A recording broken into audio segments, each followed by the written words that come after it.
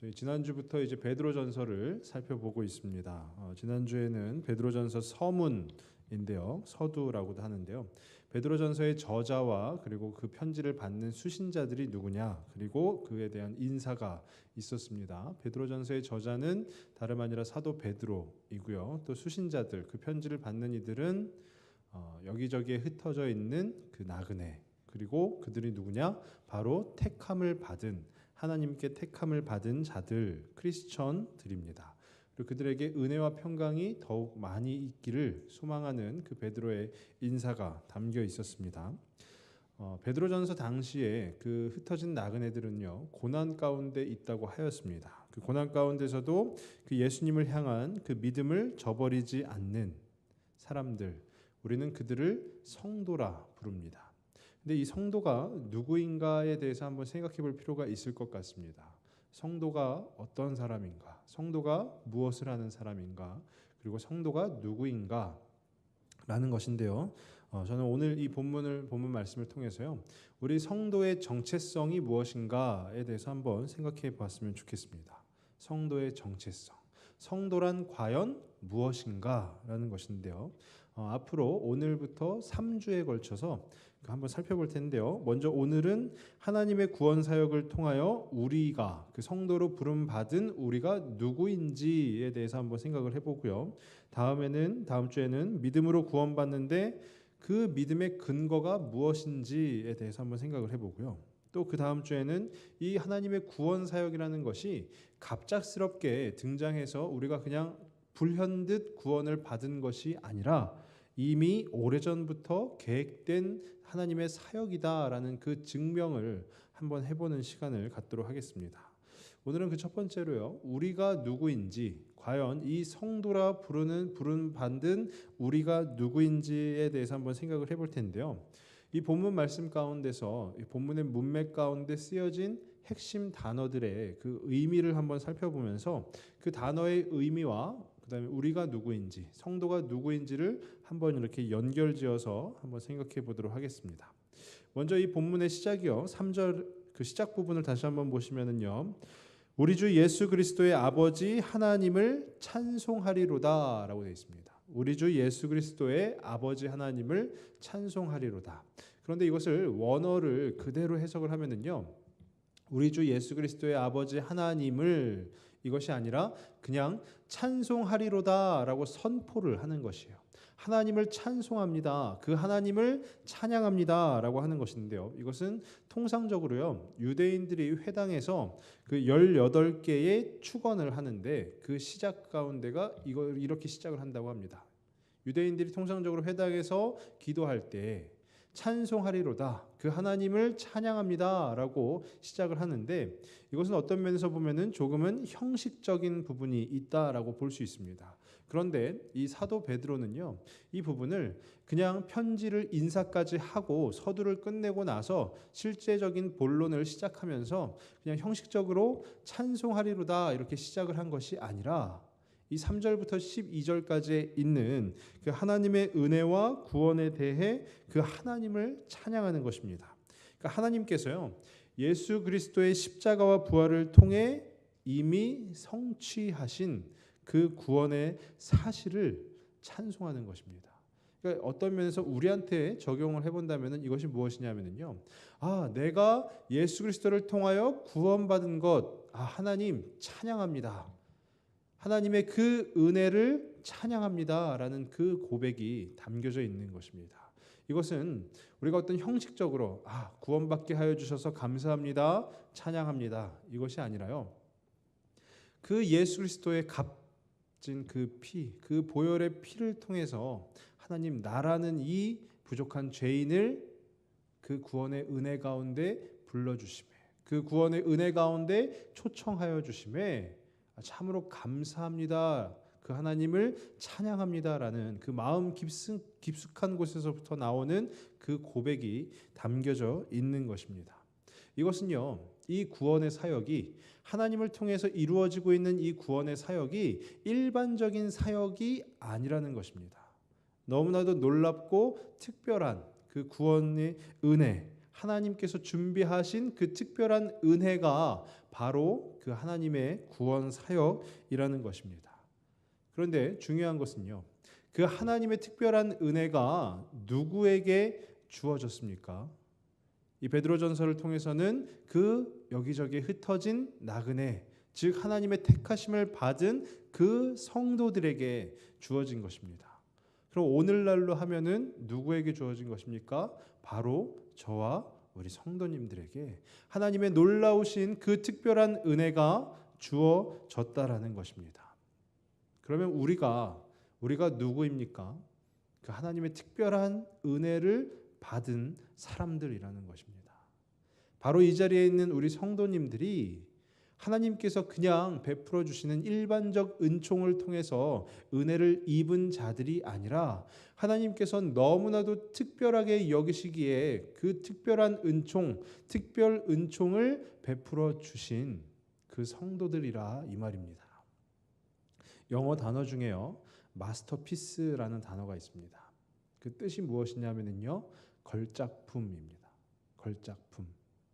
우리가 흙으로 지음을 받았지만 우리의 코에 하나님께서 그분의 생기를 불어넣어 주심으로 인해서 우리가 무엇이 되었습니까? 하나님의 걸작품인 것입니다. 이것은요, 바로 지금 제 눈앞에 보이는 우리 성도님들 한 분 한 분이 그 구원의 특별한 은혜를 받은 우리 성도님들 한 분 한 분이 바로 그 하나님의 걸작품이라는 것입니다. 그 사실을 믿으시기 바랍니다. 한번 스스로 한번 이렇게 말씀을 나눠볼까, 이렇게 해볼까요? 나는 하나님의 걸작품입니다. 한번 해볼까요? 시작. 네. 정말로 여러분들은 하나님의 걸작품입니다. 그렇기 때문에 지금 사도 베드로가 이 편지의 본론을 시작하면서 찬송하리로다라고 선포하고 있는 것입니다. 근데 그 찬송을 한 이후에 어떤 말씀이 기록이 되었냐 하면은요, 그 이후 뒷부분을 다시 한번 읽어보시면은 그의 많으신 긍휼대로 예수 그리스도를 죽은 자 가운데서 부활하게 하심으로 말미암아 우리를 거듭나게 하사라고 되어 있습니다.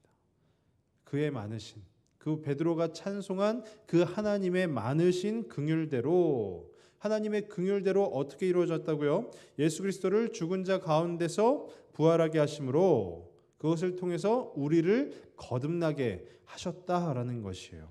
하나님의 구원 사역을 이룸에 있어서요, 하나님의 긍휼하심이 작용하였다라고 하는데요, 이 긍휼에 쓰인 단어가 헬라어로 엘레오스라는 단어입니다. 근데 이 엘레오스가요, 우리가 70인역이라고 하는데요, 히브리어를 헬라어로 번역한 성경을 말합니다.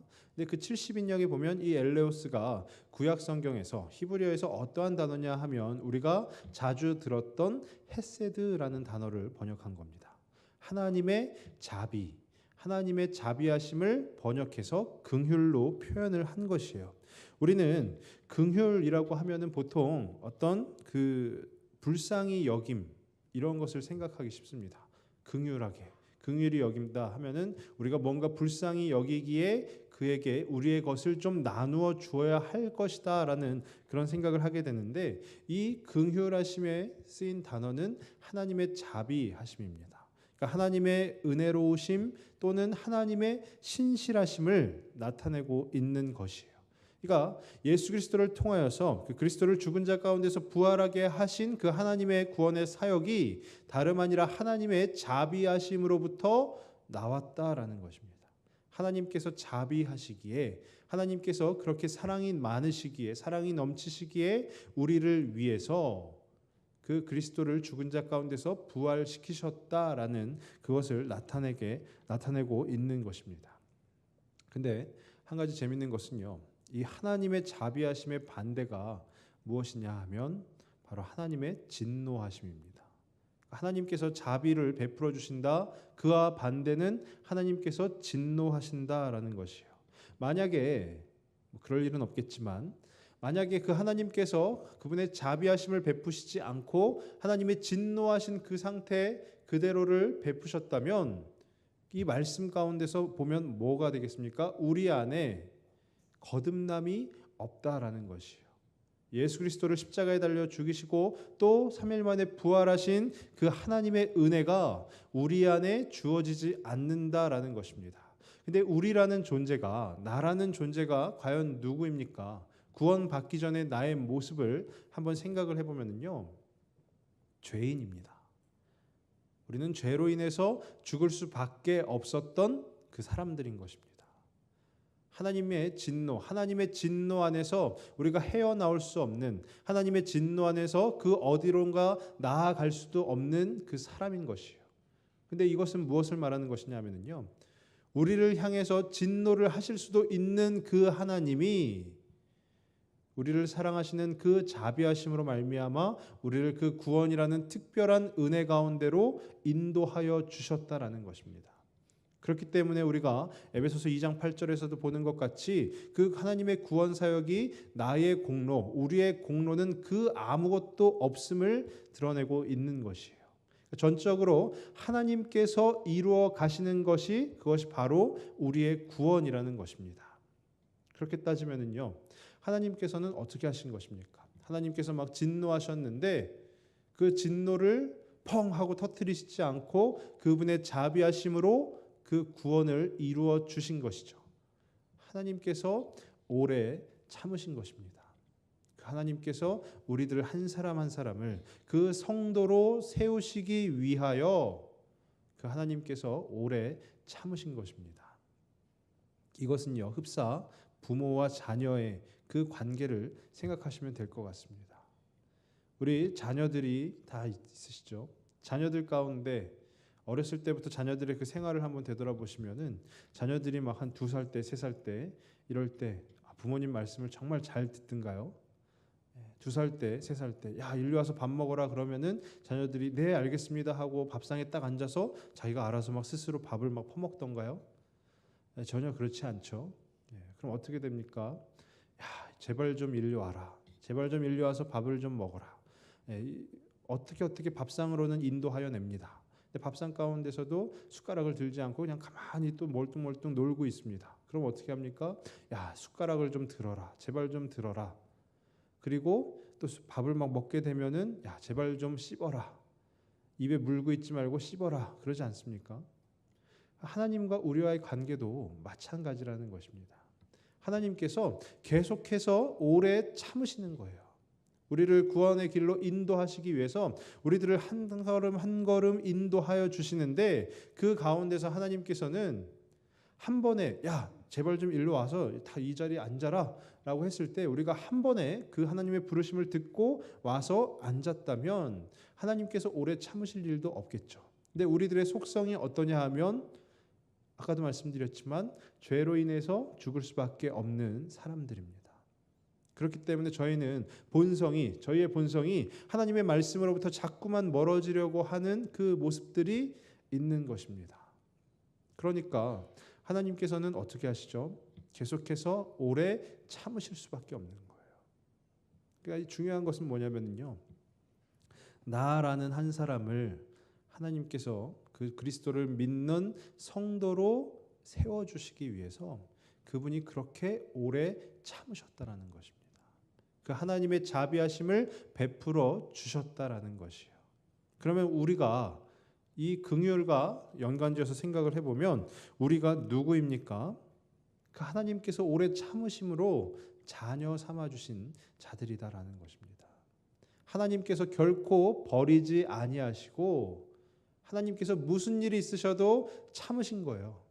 그리고 무슨 일이 있으셔도 우리를 위해서 그분의 긍휼을 베풀어 주신 것입니다.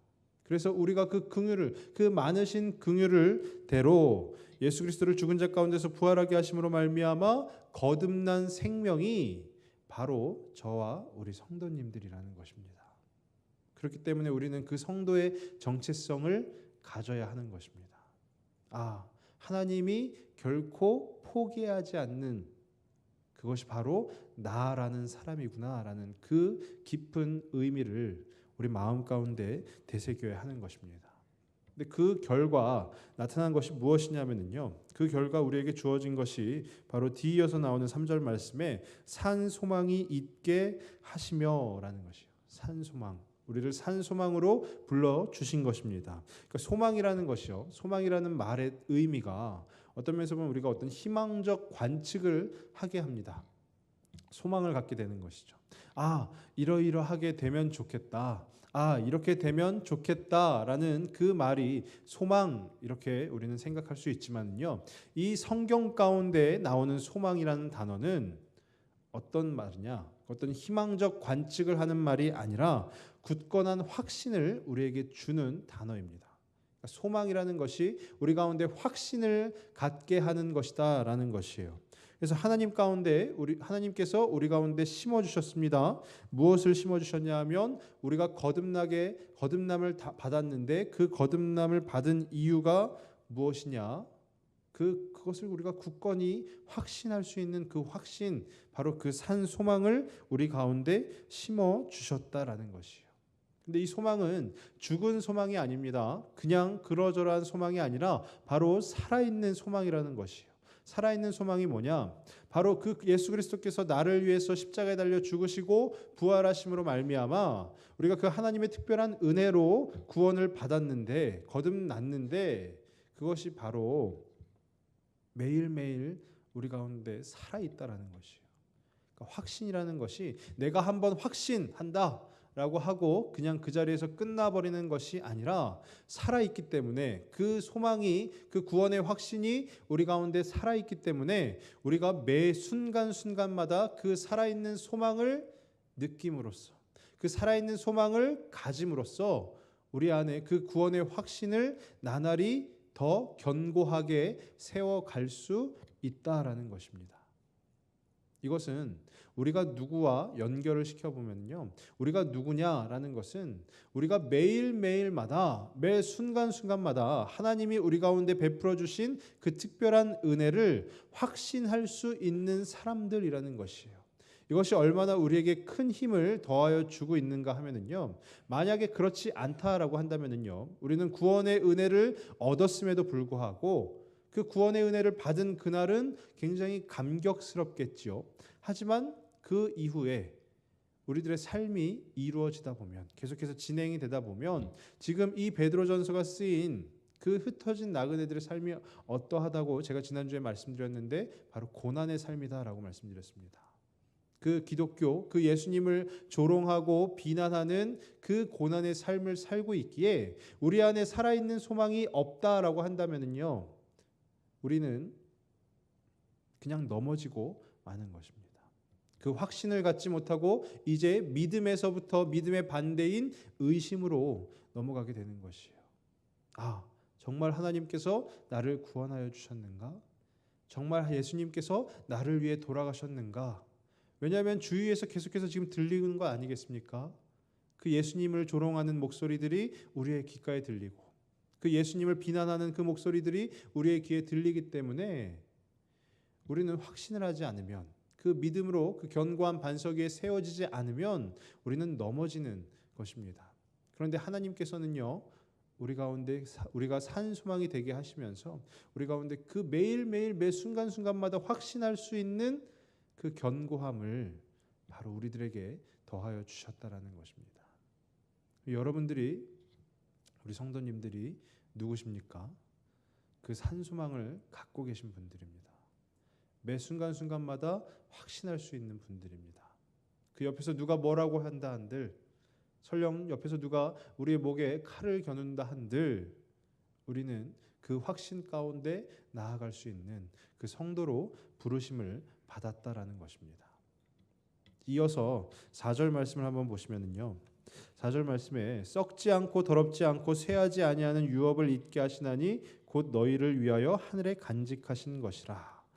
유업을 우리에게 주셨습니다. 근데 이 유업이라는 것이요, 이 당시 사회에서 땅을 상속하는 그 부분을 한번 생각을 해보면요, 당시 사회는, 지금은 저희는 뭐 핵가족이다 뭐 이렇게 이렇게 말을 하죠. 뭐 아버지, 어머니, 자녀 한 명 뭐 이렇게 하는데 당시는 확대 가족이 그 이스라엘 사회의 기본 단위였습니다. 그러니까 확대 가족이라는 것은 뭐냐면요, 가장이 있고요. 그리고 그 가장에 아내들이 있고 또 그 아내들을 통해서 낳은 아들들이 있고 또 결혼하지 않은 딸들이 있고 그 아들들이 맞이한 며느리들이 있고 또 그들이 낳은 자녀들까지 약 3대에 걸쳐서 가족 단위를 구성하고 있는데 그것이 바로 그 확대 가족, 그 혈통을 통해서 이루어진 가족을 말하는 것이죠. 근데 그 확대 가족에게 땅이 그냥 유업으로 유산으로 이렇게 분배가 된 것이에요. 아, 너희는 뭐 가족, 너희 가족은 이만큼의 땅을 유산으로 받고 너희 가족은 이만큼의 땅을 받아라 했는데 그 유산, 그 기업을 바로 이 유업과 동일하게 쓰고 있는 것입니다. 그런데 당시의 확대 가족에게 그 가족에게 주어진 그 땅은요. 이것에 특별한 신학적 의미가 있는데요. 하나님께서 그들에게 주신 것이다라고 생각을 한 거예요. 아, 우리 가족에게 주신 이 땅은 바로 하나님이 주신 것이다. 그래서 그들은 이 신앙의 유업을 잘 지켜 나가야 한다라는 기본 개념이 있었던 것입니다. 뭐냐면요, 야, 우리가 조금 힘드니까 이 땅을 좀 팔자라고도 할 수가 없는 것이에요. 땅을 사고 팔면 안 된다라는 것이죠. 그것이 바로 레위기 말씀에도 기록이 되어 있습니다. 그리고 만약에 그 땅을 잃어버린다면요, 누군가가 쳐들어와서 그 땅을 정복해서 우리의 땅을 잃어버리게 되면 그것은 우리가 하나님을 버리는 것과 똑같다라고 간주를 하는 것이에요. 그러니까 이 유업이라는 것이 단지 땅을 유산으로 받는다에서 그칠 것이 아니라 이 유업이라는 것은 하나님이 나에게 주신 것을 내가 반드시 지켜내야 한다라는 것을 말하고 있는 것입니다. 하나님께서 우리 가운데 약속하신 그 복을 의미하는 것인데요. 오늘 이 말씀 가운데서 그 유업을 뭐라고 설명을 하고 있냐면요, 세 가지로 설명을 하고 있는데 첫 번째는 썩지 않고라고 설명하고요. 두 번째는 더럽지 않고 그리고 세 번째는 쇠하지 아니하는이라고 설명을 하고 있습니다. 그러니까 썩지 않는다라는 것은 죽음과 그 다음에 썩는 것, 그 부패로부터 자유롭다라는 것이고요. 근데 결국 보면은요, 이 세상의 모든 것은 다 썩어 없어집니다. 그렇기 때문에 그 하나님이 주시는 유업이 썩지 않는다. 우리가 생각할 때 우리는 언젠가 반드시 죽는 사람들이지만 우리가 왜 죽음을 두려워하지 않을 수 있습니까? 그것은 하나님께서 주신 그 영생이 있기 때문이죠. 그러니까 그 영생이 바로 하나님이 우리 가운데 주신 유업이라는 것입니다. 두 번째로 더럽지 않다라는 것은요, 지저분한 것 혹은 도덕적으로 불결한 것으로부터 우리가 자유로워지는 것인데요. 이것은 구별되어지는 것을 나타내는 것이에요. 그러니까 구별되어짐 하면 무엇입니까? 바로 거룩한 것이죠. 그러니까 우리가 받은 유업이 거룩함이다라는 것입니다. 그럼 마지막으로 쇠하지 않고라는 것은 뭐냐면요, 쇠한다라는 것은 시간이 지나면서 자연스럽게 망가져 가는 것이죠. 근데 쇠하지 않는다라는 것은 시간이 지나면서 자연스럽게 망가지지 않는다. 자연스럽게 변하지 않는다. 변질되지 않는다라는 것인데 우리가 살고 있는 이 세상 가운데에서 아무리 시간이 지난다 하여도 우리가 변하지 않는 것, 변질되지 않는 것 무엇이 있겠습니까? 바로 복음이죠. 그 진리가 이에 해당하는 것입니다. 그렇기 때문에 이 약속의 유업을 받았다라고 하는데 썩지 않고 더럽지 않고 쇠하지 아니하는 유업을 잊게 하신다라는 것은 뭐냐면요, 우리 안에 영생을 유업으로 주셨고 거룩함을 유업으로 주셨고 그 진리를 유업으로 주셨다라는 것이에요.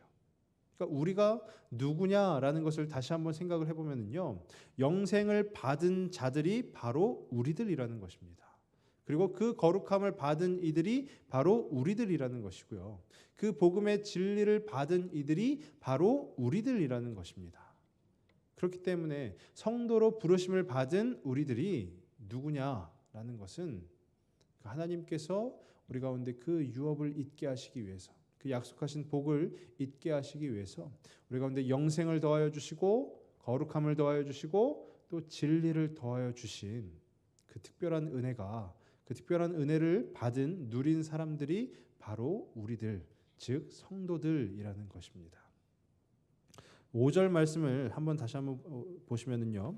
5절에 너희는 말세에 나타내기로 예비하신 구원을 얻기 위하여 믿음으로 말미암아 하나님의 능력으로 보호하심을 받았느니라라고 되어 있습니다. 여기서 말하는 것은 보호하심인데요. 하나님께서 우리들을 보호하여 주신다라는 것이요. 성도로 부르셨는데 그 성도들을 하나님이 보호하여 주신다라는 것인데요. 우리가 구원의 어떤 과정을 한번 생각을 해보면요. 구원의 9가지 과정이 있다고 제가 예전에 한번 설교 때 말씀을 드렸는데요. 그 뒤에 3개가 뭐냐면은 성화와 견인과 영화입니다. 그러니까 우리가 예수님을 닮아가기 위해서 노력하는 그 삶, 성화의 삶을 사는데 마지막 예수님이 재림하실 때 우리가 얻게 될 그 영광, 영화에 이르기까지 하나님께서 우리들을 견인하여 주신다라는 것이에요. 견인이라는 것은 우리가 레카차, 견인 생각하면은 끌고 가는 것이죠. 그러니까 하나님께서 성화의 삶을 견디어 가고 있는, 성화의 삶을 살아가고 있는 우리들을 이끌어 주신다라는 것입니다. 그것이 바로 여기에 쓰인 하나님의 보호하심이라는 것이에요. 이 보호하심의 의미가 뭐냐면요, 우리에게 주신 그 산 소망, 그리고 우리에게 영생과 거룩함과 진리로 더하여 주신 그 유업을 하나님이 보호하여 주신다라는 것이에요.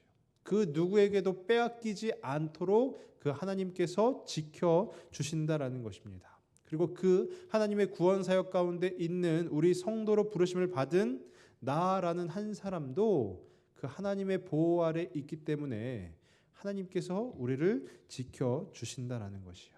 이 말은 반대로 한번 생각을 해보면요, 그 성도된 우리의 성도의 그 정체성을, 그 자격을 그 어느 누구도 박탈할 수 없다라는 것입니다. 그러니까 우리가 성도로 부르심을 받았으면요, 그것이 그 다른 누군가에 의해서 사라지지 않는다라는 것이에요. 하나님께서 그것을 지켜 주신다라는 것입니다. 그러면 우리가 누구입니까? 하나님의 보호하심을 받는 사람들, 그리고 하나님께서 지켜 주시는 사람들이라는 것이에요. 바로 저와 우리 성도님들이 그렇게 하나님께서 지켜 주시는 자들이라는 것입니다. 그렇기 때문에 우리가 힘을 낼 수 있는 것입니다.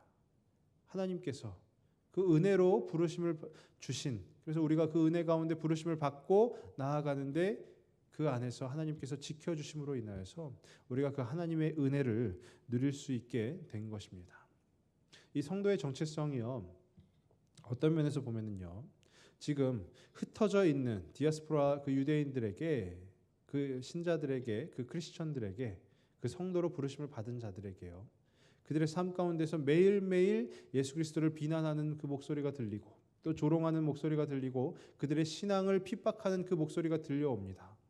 어떤 면에서 보면은요, 이들은 그 삶을 살아가면서, 그 세상을 살아가면서 어떤 한편의 영화로 놓고 본다면 우리가 이 영화의 주인공이 아니라 엑스트라구나라고 생각할 수도 있을 것이에요. 단지 그냥 스쳐 지나가는 사람에 불과하구나라고 생각할 수도 있을 것입니다. 그런데 성도의 정체성을, 하나님이 나를 어떻게 살려주셨고 나를 어떻게 구원의 길 가운데로 인도하여 주셨고 나를 어떻게 지켜주시고 보호하여 주시는지를, 그것을 정확히 알고 있는 이 성도의 정체성을 가지고 있는 사람들에게는요, 아무리 이 세상 가운데서 예수님을 조롱하고 비난한다 할지라도요, 우리 크리스천들을 핍박한다 할지라도 그 세상의 주인공은 바로 그 예수님을 믿고 따르는 우리가 된다라는 것입니다. 그렇기 때문에 우리가 이 세상 가운데 살아감에 있어서 그 성도의 정체성을 확실히 알고 그 정체성이 무엇인지 깨닫고 과연 그 성도가 누구인지, 그래서 우리가 누구인지를 정확하게 알 필요가 있다는 것입니다. 그래서 오늘 말씀 가운데서는 그 우리가 누구인지, 그 성도가 누구인지, 우리가 어떤 그 하나님의 특별한 은혜를 받은 자들인지, 어떤 그 하나님의 자비하심을 통하여서 구원을 얻은 자들인지, 그 사실에 대해서 이 사도 베드로가 알려주고 있는 것입니다. 저는 간절히 바라기는요, 우리 교회가, 또 우리 교회에 있는 모든 성도님들이 그 성도의 정체성을 바로 알고 또 정확하게 깨닫고, 그래서 우리에게 주어진 그 신앙의 여정 가운데 하나님의 은혜로 하나님이 지켜주시는 그 보호하심 아래에서 하루하루 살아가실 수 있기를, 그 하루하루 가운데 살아있는 소망, 그 굳건한 확신을 통하여서 그 하나님 앞에 더 가까이 가실 수 있는 저 우리 성도님들 되시길 간절히 소망합니다. 기도하겠습니다.